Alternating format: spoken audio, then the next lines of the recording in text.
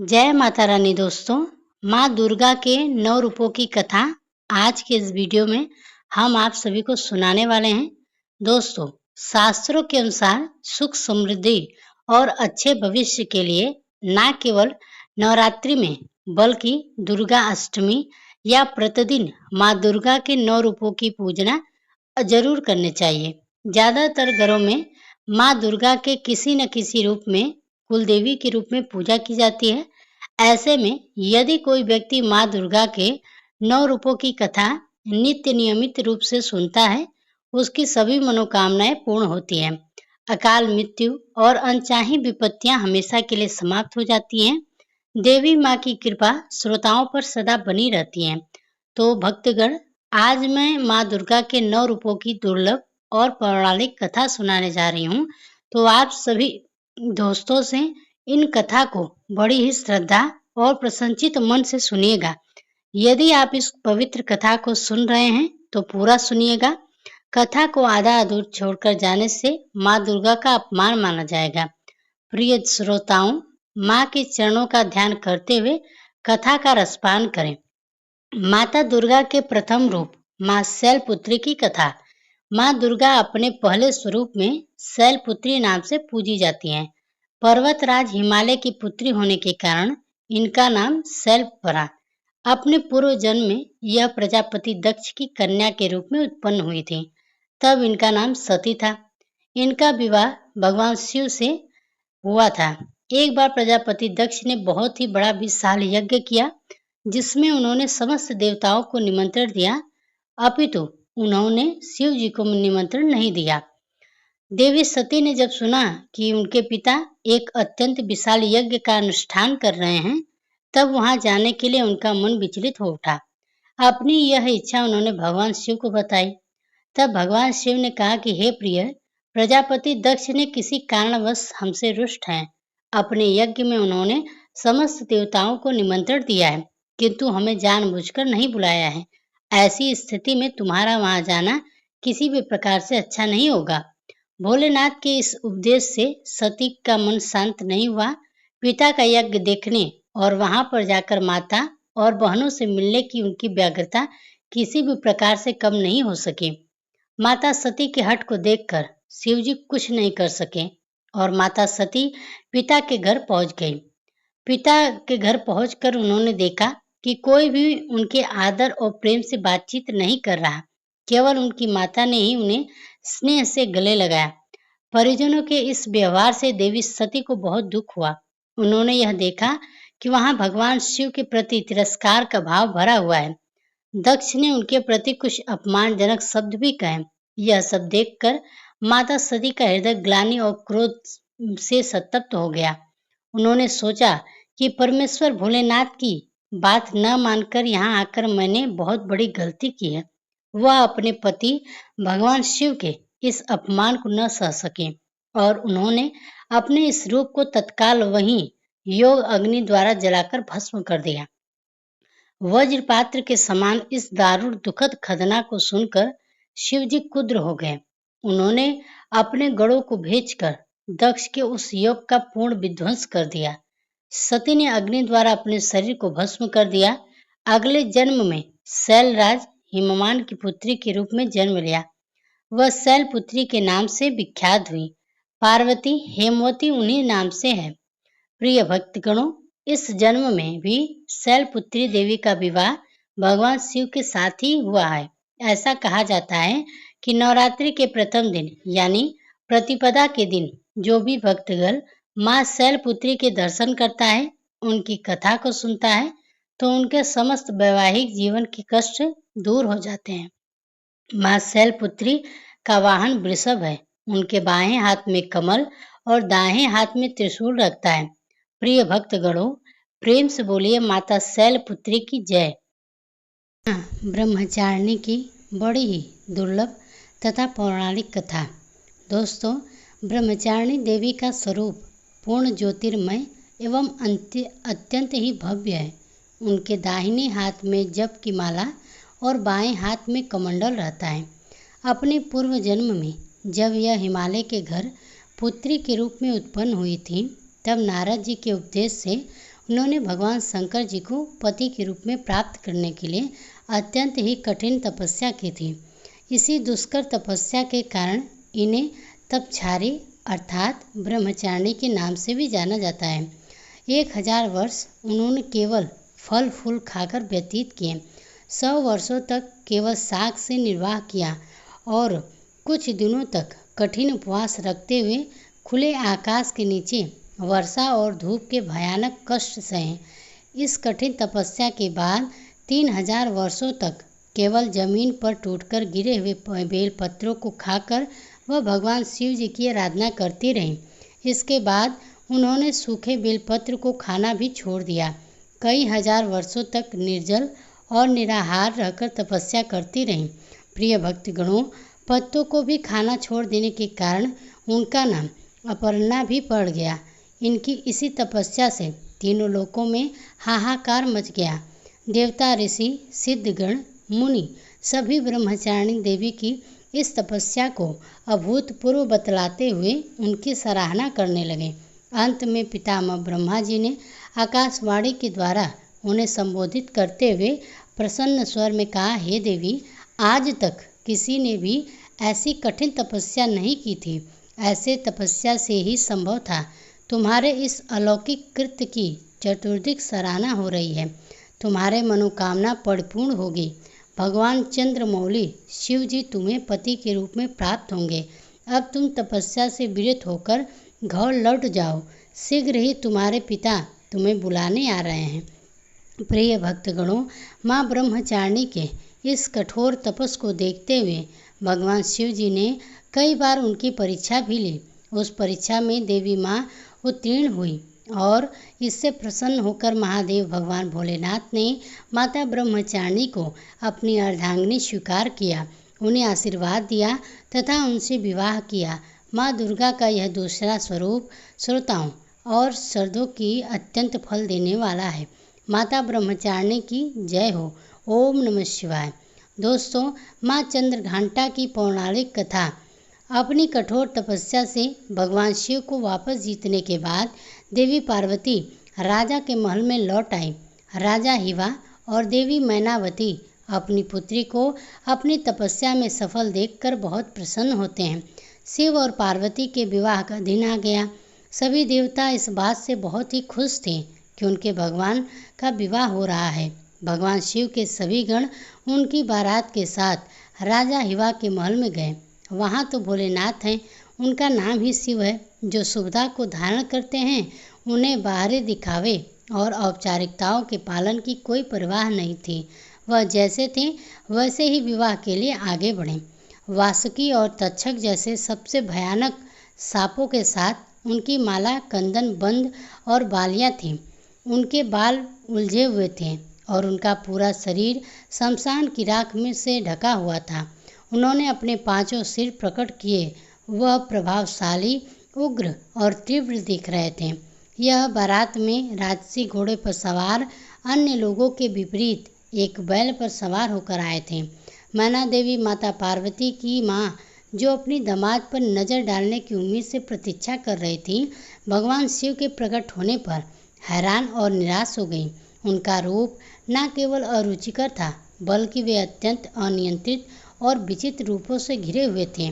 भूत, प्रेत और पिशाच बम बम भोले के नारों से वातावरण को गुंजयमान कर रहे थे। भूत, पिशाच, साधु और अघोरी बारात में शामिल हुए। गण इतने उत्साहित थे कि उनकी मर्यादा के लिए कोई सीमा ही नहीं थी। उनकी खुशी अस्पष्ट थी, लेकिन यह किसी भी तरह से कोई सुंदर या सुखद दृश्य नहीं था। इस तथ्य को पचाने में असमर्थ माता नैना देवी ने सोचा कि उनकी शाही कोमल बेटी अब अपने पति जैसे आतंकिक स्वभाव वाले व्यक्ति के साथ कैसे प्राणियों के बीच रहेगी। मैना देवी अचेत हो गई। देवी पार्वती ने शिव तत्व से गहरा आत्मसात कर लिया था और जैसा कि हमने उनके ब्रह्मचारिणी रूप से देखा, वह सप्त ऋषियों के लिए शैव सिद्धांत की गुरु भी थी। फिर भी अपनी पूरी करुणा के साथ उन्होंने एक माँ के रूप में मैना देवी की दुर्दशा को समझा और वह भोलेनाथ को शांत होने और विवाह के लिए एक सुगत स्वरूप प्रस्तुत करने के लिए मनाने के लिए गई। देवी पार्वती ने स्वयं शिव जी के तीव्र रूप से मेल के लिए क्षण भर के लिए उग्र रूप धारण कर लिया। उनके सब हाथों में विभिन्न शस्त्र थे और उनके मुकुट पर एक घंटी के आकार का चंद्रमा था। देवी के इस रूप को चंद्रघंटा के रूप में पूजा जाता है। माँ के इस रूप ने भगवान शिव के रौद्र रूप को शांत किया और उनके उपद्रवी गणों को वश में किया। चंद्रघंटा के उग्र और तेजस्वी रूप को मानते हुए माँ ने शिव जी के शांत स्वरूप धारण करने का आग्रह किया, जिस पर वह तत्पश्चात सहमत हो गए। उनके अनुरोध पर शिव जी ने अपना भयानक रूप त्याग दिया और भगवान विष्णु को सबसे आकर्षण दूल्हे के रूप में उनका श्रृंगार करने दिया गया। भगवान शिव को इस रूप में चंद्रशेखर या सुदर्शनेश्वर के नाम से भी जाना जाता है। भव्य विवाह के बाद देवी पार्वती एक शालीन नई दुल्हन के रूप में भगवान शिव के साथ गई। भगवान शिव अभी भी ध्यान में डूबे रहते थे और देवी पार्वती हर दिन उनकी गुफा को साफ करती और उनकी सभी जरूरतों का प्रेम से ख्याल रखती थी।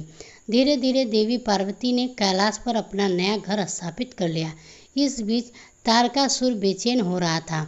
अब तो शिव और उनकी शक्ति एकजुट हो गए थे, इसलिए तारकासुर भयभीत था। उनसे नवविवाहित के जीवन में सौंदर्य को बांध करने के लिए एक दुष्ट चमगादड़ राक्षस जटासुर को भेजा गया। जब भगवान शिव घोर तपस्या में लीन थे और माता पार्वती अपने घर के काम काज में व्यस्त थे, जटासुर पूरी चमगादड़ सेना के साथ कैलाश पर्वत पहुंचा। जटासुर और उसकी चमगादड़ सेना ने आकाश को केवल अपने पंखों से ढक लिया था। उन्होंने माता पार्वती के नव सजाए घर को उजाड़ना शुरू कर दिया। अभी भी एक कोची दुल्हन और राक्षसों और असुरों के तरीकों में माँ पार्वती ने शक्तिशाली नंदी की मदद लेने का फैसला किया, लेकिन नंदी जी कहीं नहीं मिले। इसी बीच भगवान शिव के अन्य गणों ने जटासुर और उनकी शक्तिशाली सेना से सुरक्षा करने के लिए उनसे प्रार्थना की, क्योंकि उन्हें बार बार जटासुर के हाथों का हार का सामना करना पड़ रहा था और भगवान शिव अभी भी गहरी तपस्या में लीन थे। तब माता पार्वती स्वयं शिव जी से मिलने गए। उन्होंने शिव जी से स्थिति से बाहर निकालने का मार्गदर्शन करने के लिए विनती की। फिर भी अपने तप से विचलित न होते हुए भगवान शिव ने उन्हें भीतर से सशक्त करने का निर्णय लिया। भगवान शिव ने अपनी साधना में लीन थे। तभी माता पार्वती को जटासुर से स्वतंत्र रूप से लड़ने की प्रेरणा मिली। उन्होंने अकेले जटासुर से युद्ध करने का फैसला किया। वह गुफा से बाहर निकली और उन्होंने देखा कि आकाश में अभी भी अंधेरा था, जो कि चमगादड़ के पंखों से ढका हुआ था। उन्होंने चंद्रदेव से प्रार्थना की कि वह उनके लिए युद्ध के मैदान को रोशन करने के लिए उनके माथे पर विराजमान हों। युद्ध के मैदान में उनकी सहायता करने के लिए हिमालय के भेड़ियों का एक झुंड दौड़ा। देवी पार्वती को जल्द पता चल गया कि जटासुर आकाश में चमगादड़ द्वारा सक्रिय था, इसलिए वह युद्ध के मैदान में एक विशाल घंटा लेकर आए। घंटी इतनी जोर से बजी कि चमगादड़ से आकाश साफ हो गया। जैसे ही भेड़ियों ने एक ने जटासुर पर आक्रमण किया, देवी पार्वती ने जटासुर के सिर पर घंटे से प्रहार किया, जिससे वह एक ही झटके में मर गया। माथे पर चंद्र और हाथ में घंटा लिए देवी के इस रूप को ब्रह्मदेव ने देवी चंद्रघंटा के रूप में महामंत्र किया। प्रिय श्रोताओं, यह कथा इस बात का प्रतीक है कि अपने अंदर की शक्ति को पहचानने के लिए हमें देवी प्रेरणा की आवश्यकता है। जैसे कि भगवान शिव ने माता पार्वती को बताया, चंद्रघंटा के रूप में युद्ध करके पास मौजूद अपार शक्ति का एहसास कराने के लिए घंटे के आकार के अर्धचंद्र से सुशोभित सुनहरे रंग वाली और 10 भुजाओं वाली वह सुनहरे शेर पर सवार है। 8 कोमल हाथों में त्रिशूल, गदा, तीर, धनुष, तलवार, कमल, घंटी और रुद्राक्ष माला तथा कमंडल युक्त पानी का बर्तन है, जबकि उनके एक हाथ में अभय मुद्रा, भय को दूर करने वाली मुद्रा है। उन्होंने नारंगी रंग के वस्त्र पहने हैं और वह शेर या बाघ पर सवार है, जो बहादुरी और ताकत का प्रतीक है। जब माता चंद्रघंटा माता कुष्मांडा की पौराणिक कथा, यह उस समय की बात है जब ब्रह्मांड अंधकार से भरे हुए एक शून्य के समान था, लेकिन फिर दिव्य प्रकाश की एक किरण चारों ओर से फैली और अंधेरा उजाले में परिवर्तित होने लगा। उस प्रकाश की कोई सीमा नहीं थी। सहसा प्रकाश एक दिव्य देवी के रूप में बदल गई। वह कोई और नहीं बल्कि स्वयं देवी माता कुष्मांडा थी। अपने मंद हल्की हंसी के साथ अंड यानी ब्रह्मांड को उत्पन्न करने के कारण इस देवी को कुष्मांडा नाम से संबोधित किया गया। देवी कुष्मांडा की मुस्कान के कारण ब्रह्मांड का जन्म हुआ। उन्होंने ही पृथ्वी, सभी ग्रह, चंद्र, सूर्य, तारे और आकाश गंगा को अस्तित्व में लाया। संसार के जीवन बनाए रखने के लिए सूर्य देवता की आवश्यकता थी, तो माता कुष्मांडा ने अपने आप को सूर्य में समाहित कर दिया। कुष्मांडा की ही समस्त ऊर्जा का स्रोत है। जब वह सूर्य भगवान के मूल में रहती हैं तो देवी का अलौकिक तेज दिन भर को जीवन प्रदान करने की क्षमता देती है। कुष्मांडा देवी के बिना सूर्य शक्तिहीन है। यह देवी की ही शक्ति है। कुष्मांडा ही शक्तिशाली है। इनसे ही जग रोशन है। यह केवल एकमात्र ऐसी देवी है जो सूर्य मंडल के भीतर के लोक में निवास करती है। इनकी पूजा करके व्यक्ति अनेक कष्टों और पापों को दूर कर सकता है। माता कुष्मांडा की स्तुति करने से आयु, यश, शक्ति, बुद्धि प्राप्त होती है और साथ ही सभी रोगों से मुक्ति मिलती है। सभी तरह की नकारात्मक शक्तियाँ दूर हो जाती हैं और सभी तरह की समस्याओं का समाधान होता है। इनकी पूजा करने से सुख, समृद्धि और उन्नति की प्राप्ति होती है। दुख, विपत्ति और कष्ट से मुक्ति मिलती है। उनका रूप अलौकिक है। माता कुष्मांडा की 8 भुजाएं हैं, इसलिए अष्टभुजा कहलाती हैं। इसके साथ उनके हाथों में कमंडल, धनुष बाण, कमल पुष्प, अमृतपूर्ण कलश, चक्र तथा गदा है। 8वें हाथ में सभी सिद्धियों और निधियों को देने वाली जपमाला है। इस देवी का वाहन सिंह है। संस्कृत में कुमड़े को कुष्मांडा कहते हैं, इसलिए इस देवी को कुष्मांडा कहा जाता है। इस देवी का वास सूर्यमंडल के भीतर के लोक में है। सूर्य लोक में रहने की शक्ति और क्षमता केवल इन्हीं में है, इसलिए इनके शरीर की कांति और प्रभा सूर्य के भांति ही चमकती है। इनके ही तेज से 10 दिशाओं अलौकिक हैं। ब्रह्मांड की सभी वस्तुओं और प्राणियों में इन्हीं का तेज व्याप्त है। प्रेम से बोलिए जय हो माता कुष्मांडा।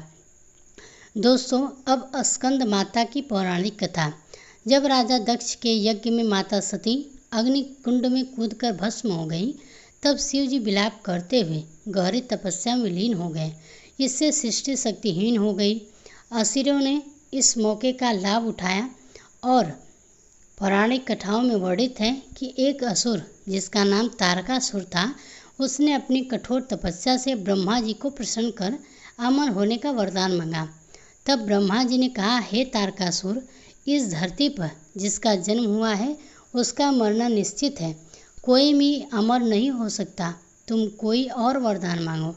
यह सुनकर तारकासुर बहुत दुखी हुआ।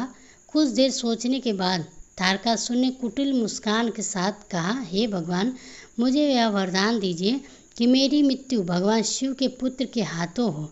ब्रह्मा जी ने कहा, तथास्तु, और अंतर्ध्यान हो गए। तारकासुर ने यह सोच लिया था कि भगवान शिव तो माता सती के वियोग में अनादिकाल तक तपस्या में लीन रहेंगे और माता सती का स्थान भगवान शंकर किसी और को नहीं देंगे और वे अब विवाह नहीं करेंगे और उसकी मृत्यु, जो कि शंकर भगवान के पुत्र के हाथों होनी है, बिना शिव जी के ब्याह किए उनका जन्म लेना भी असंभव है। एक प्रकार से तारकासुर स्वयं को अमर ही समझ बैठा था। वह बहुत ही शक्तिशाली और क्रूर हो गया था। यह वरदान मिलने के बाद उसने देवताओं पर अत्याचार शुरू कर दिया। देवतागण बहुत ही परेशान हो गए और उन्होंने ब्रह्मा जी से मदद मांगी। ब्रह्मा जी ने कहा, तारकासुर का अंत शिव जी के पुत्र ही कर सकते हैं। यह सुनकर इंद्र और समस्त देवतागण भगवान शिव के पास पहुँचे। इस सृष्टि को तारकासुर से मुक्ति दिलाने का निवेदन किया। शिव जी ने सभी देवताओं को इस समस्या से मुक्ति दिलाने का वचन दिया। तब भगवान शिव जी ने पार्वती से अपने प्रति अनुराग की प्रतीक्षा लेते हुए कहा और माता पार्वती की तपस्या से प्रसन्न होकर उनसे विवाह करते हैं। विवाह करने के बाद शिव पार्वती के रूप पुत्र स्कंद, जिन्हें हम कार्तिकेय कहते हैं, उनका जन्म हुआ। कार्तिकेय बाल्यावस्था से ही बहुत ही वीर और शक्तिशाली थे, किंतु माता पार्वती ने स्कंद माता का रूप धारण किया और कार्तिकेय को अपना पुत्र बनाया और उन्हें अस्त्र शस्त्र की शिक्षा दी। उन्हें अपनी समस्त शक्ति प्रदान की। प्रिय श्रोताओगण, उन्होंने दुष्ट असुरों का संहार करना शुरू कर दिया। कार्तिकेय बाल्यावस्था से ही बहुत ही वीर और शक्तिशाली थे। उन्होंने दुष्ट असुरों का संहार आरंभ कर दिया। अंततः वह समय भी आ गया जिसकी देवताओं को कई युगों से प्रतीक्षा थी। उन्होंने तारकासुर से युद्ध किया। एक भयंकर युद्ध हुआ जिसमें कार्तिकेय ने तारकासुर का वध कर दिया। देवताओं ने भगवान कार्तिकेय की वीरता की भूरी भूरी प्रशंसा की और उन्हें देवताओं का सेनापति बनाया गया। स्कंद माता की 4 भुजाएं हैं, जिसमें दाहिने तरफ की ऊपर वाली भुजा से 6 शीशों वाले भगवान स्कंद को गोद में पकड़े हुए और दाहिने तरफ नीचे वाली भुजा जो कि ऊपर की ओर उठी है, उसमें कमल का फूल है। बाएं की तरफ ऊपर वाली भुजा पर आशीर्वाद की मुद्रा में है और नीचे वाली भुजा कमल का पुष्प है। यह भगवान स्कंद कार्तिकेय की माँ है। इनका पूजन संपूर्ण शुभ है। यह कमल के आसन पर विराजमान है। इनका वाहन सिंह है।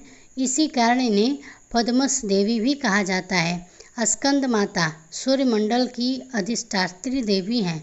इनका उपासक अलौकिक तेज और क्रांति से युक्त होता है। स्कंद माता की उपासना से भक्तों की सभी इच्छाएं पूर्ण होती हैं और मोक्ष का मार्ग सुलभ होता है। स्कंद माता का मुख्य मंत्र इस प्रकार है: चंद्रवीरा चंद्रमाया च मुंड प्रजनिता नमाम च देवसी च कामचरण विग्राम। एक बार प्रेम से बोलिए स्कंद माता की जय। दोस्तों, अब आइए सुनते हैं कात्यायनी माता की पौराणिक कथा। जब असुरों का उत्पात बहुत बढ़ गया था, तब ऋषि मुनियों ने समस्त प्राणियों को दुष्ट असुरों के अत्याचार से मुक्ति दिलाने के लिए माता आदिशक्ति कात्यायनी के रूप में प्रकट हुई थी। कात्य नामक एक प्रसिद्ध ऋषि थे। इन्हीं कात्य ऋषि के गोत्र में अति प्रसिद्ध महर्षि कात्यायन का जन्म हुआ। महर्षि कात्यायन माँ जगदम्बा के परम भक्त थे। उन्होंने महर्षि कात्यायन की प्रबल इच्छा थी कि माँ भगवती उनके घर पुत्री के रूप में जन्म लें। माँ जगदम्बा की उपासना करते हुए उन्होंने बहुत वर्षों तक कठोर तपस्या की। माँ भगवती ने उनकी तपस्या से प्रसन्न होकर महर्षि कात्यायन के घर में जन्म लेना स्वीकार किया।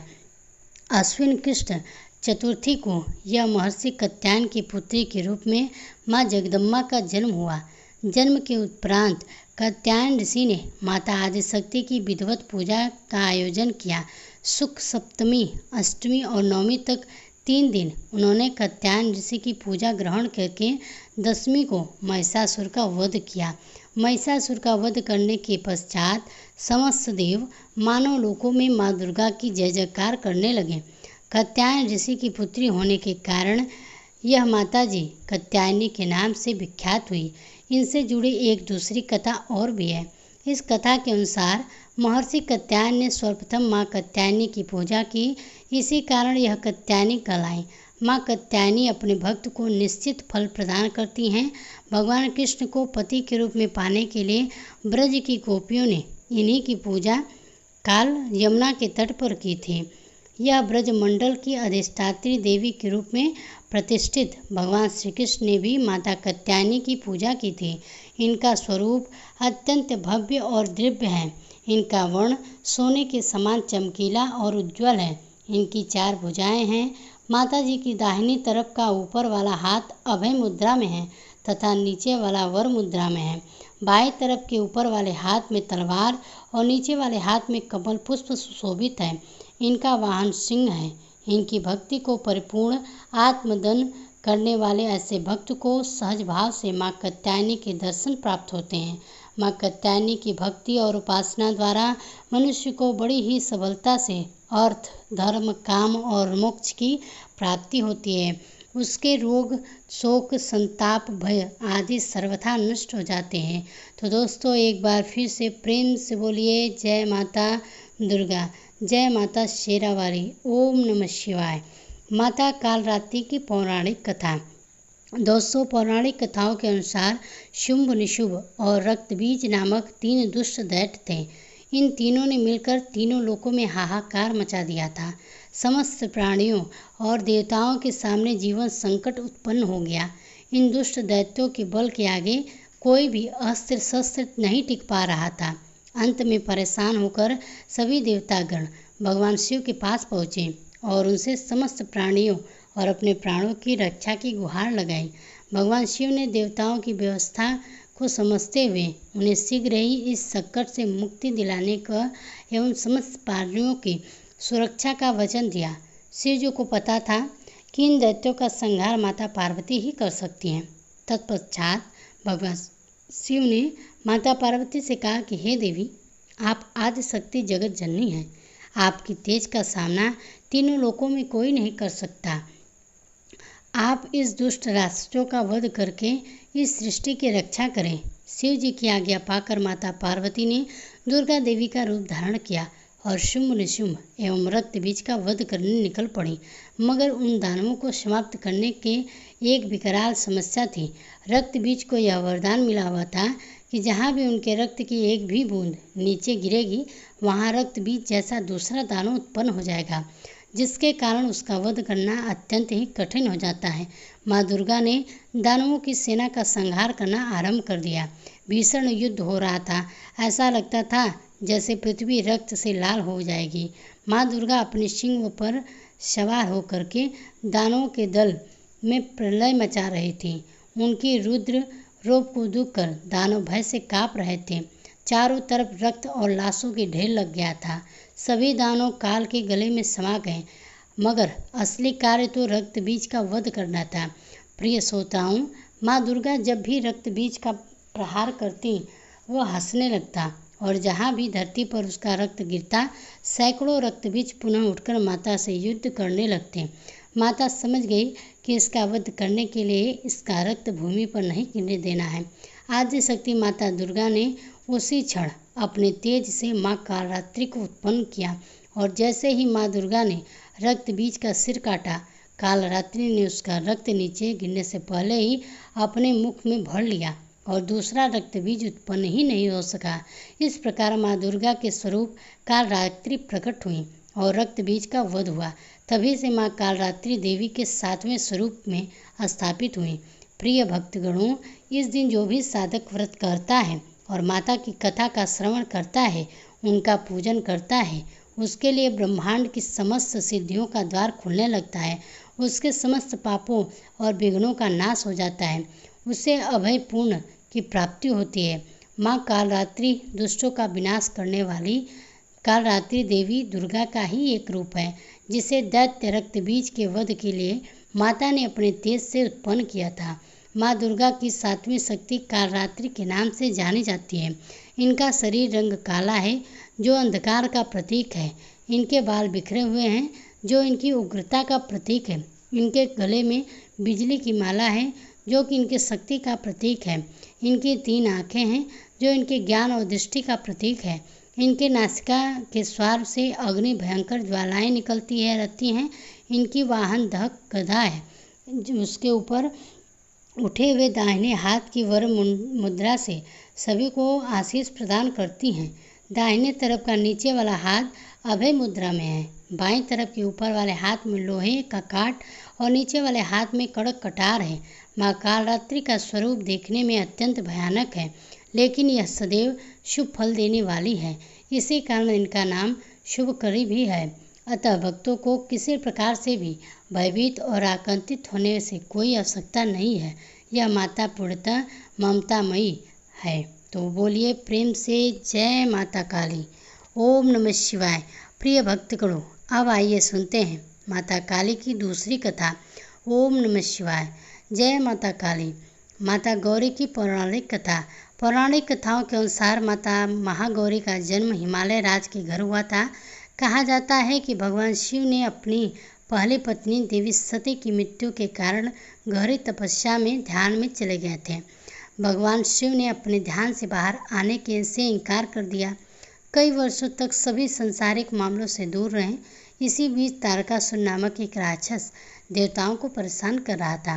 देवताओं के अनुरोध पर देवी सती ने हिमालय की पुत्री माता शैलपुत्री के रूप में जन्म लिया। उन्हें माता पार्वती भी कहा जाता है। माता पार्वती ने भगवान शिव को पाने के लिए अत्यंत ही कठोर तपस्या की। उन्होंने सभी संसारिक सुखों को भी त्याग दिया। चूँकि वह राजकुमारी थी, लेकिन उन्होंने राजकुमारी की तरह रहना स्वीकार नहीं किया और बिना अन्न जल ग्रहण किए उन्होंने शिव की बहुत ही घोर तपस्या की।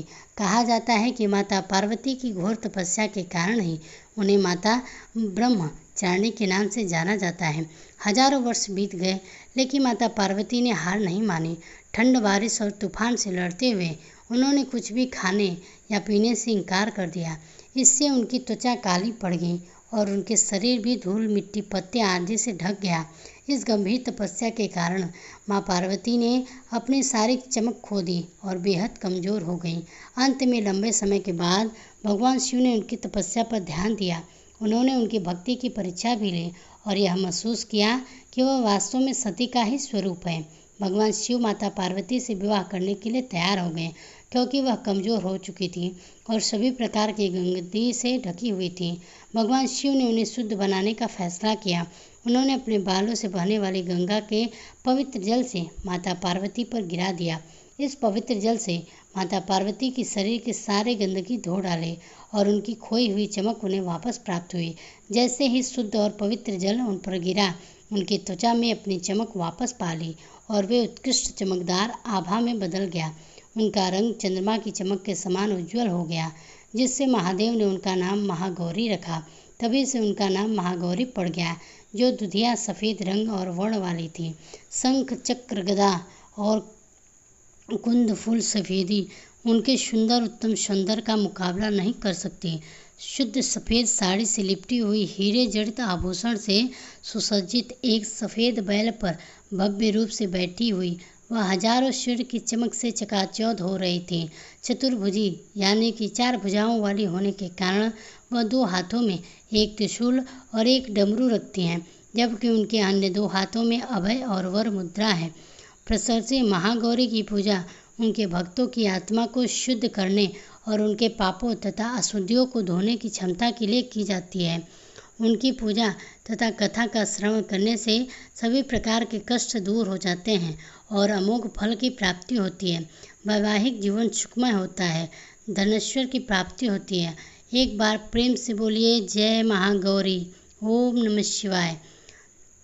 सिद्धिदात्री की पौराणिक कथा।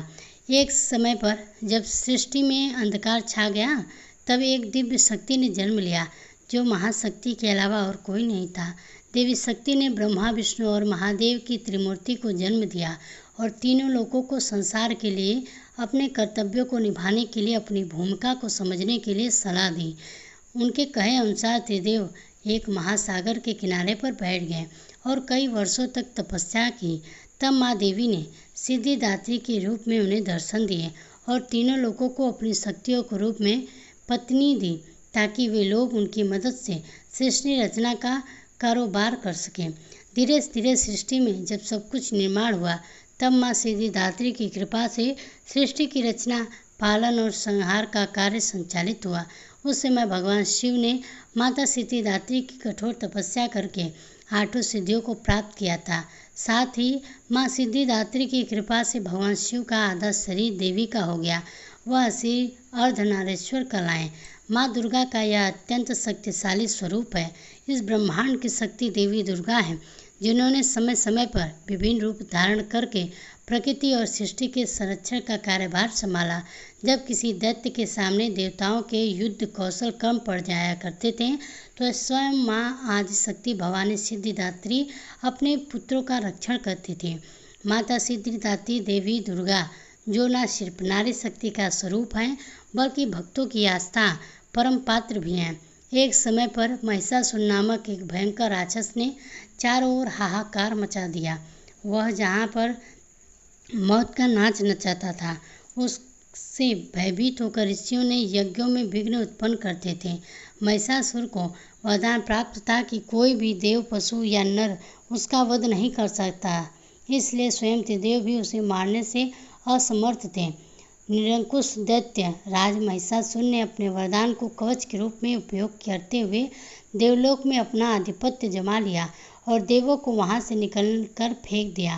देवताओं की यज्ञ भार को उसने अपने वश में कर लिया। दैत्यराज से परेशान होकर सभी देवता त्रिगण के पास गए, उनकी स्तुति करने लगे। सभी देवताओं के मुख पर चिंता का कारण त्रिदेव पहले ही जानते थे। यह सब हाल जानकर भगवान शिव मुस्कुराए और बोले, हे नारायण, अब समय है कि हम सभी अपने तेज से इस जगत की रक्षिका देवी दुर्गा का आवाहन करें। यह सुनकर स्वयं ब्रह्मदेव और नारायण ने भी भरी। इसके बाद स्वयं भगवान शिव, भगवान विष्णु और ब्रह्मदेव ने शरीर के तेज से उत्पन्न और वह एक जगह आकर मिल गया। इसके बाद वहाँ जितने भी देवता उपस्थित थे, सभी के शरीर से महातेज उत्पन्न हुआ और सभी त्रिदेव उस परम तेज में आ मिले। उस दिव्य तेज ने एक सुंदर स्त्री का रूप लिया। महादेव के तेज से माता का मुख, नारायण के तेज से 8 भुजाएं, ब्रह्मदेव के तेज से चरण पादुकाएं, कभी मैली न होने वाले वस्त्र और मुकुट दिए। वरुण ने शंख, हिमालय ने माता को सवारी के रूप में सिंह और इसी प्रकार देव शिल्पी विश्वकर्मा ने माता को दिव्य और शस्त्र निर्माण करके दिए। माता का यह स्वरूप अत्यंत तेजस्वी और भयंकर था। देवी के इस विशाल और भयंकर स्वरूप को देखकर सभी देवताओं ने आंखें बंद कर उनकी स्तुति करने लगे तथा देवी पर पुष्प वर्षा की। माता ने प्रसन्न होकर कहा, हे देव, कहो मेरा प्रादुर्भाव किस प्रयोजन से किया है? मैं अत्यंत प्रसन्न हूँ, मुझे बताओ, मैं तुम्हारी समस्याओं का हल जरूर दूंगी। जिसके बाद देवताओं ने सारा हाल कर सुनाया। इसके बाद राक्षस क्षेत्र में माता ने विकराल रूप धारण करके दैत्यराज की सेना का विध्वंस किया और बाद में महिषासुर को भी मार दिया। इसी तरह से पूर्व समय में दुर्गम नामक एक महाबली असुर था, जिसने भगवान ब्रह्मा की कठोर तपस्या करके अद्भुत वरदान प्राप्त किया। वरदान के प्रादुर्भाव से दुर्गम ने वेदों का हरण कर लिया, जिससे सारी धार्मिक क्रियाएं और भावनाएं लुप्त हो गईं। दुर्गम ने अहंकार के वश होकर संसार को अपमानित किया और पीड़ित कर रखा था। घोर अकाल पड़ गया। जीवन और जल के लिए छटपटा रहे तीनों लोकों में त्राही त्राही मची थी। देवता भी यह सब देखकर डरे हुए थे। सभी देवता माँ भवानी के शरण में गए और प्रार्थना करने लगे। माँ भवानी ने, हे माँ सिद्धिदात्री, आप असुरों का संहार करने वाली हैं। अपने शुंभ निशुंभ, चंड मुंड, कपट, महिषासुर आदि दैत्यों का वध कर हमारी रक्षा की है। हे माता, आपने हमें आशीर्वाद दिया था कि जब भी हम पर संकट आएगा आप हमारा उद्धार करेंगे। उसी प्रकार से हे भगवती दुर्गा, आप इस दुर्गम का वध कर हमारी रक्षा कीजिए। देवताओं की विनती से प्रसन्न होकर माँ भगवती ने जल की अनन्य धाराएं प्रवाहित कर चारों ओर जल ही जल प्रवाहित कर दिया। गायों के लिए घास और अन्य जीवों के जल से तृप्त किया।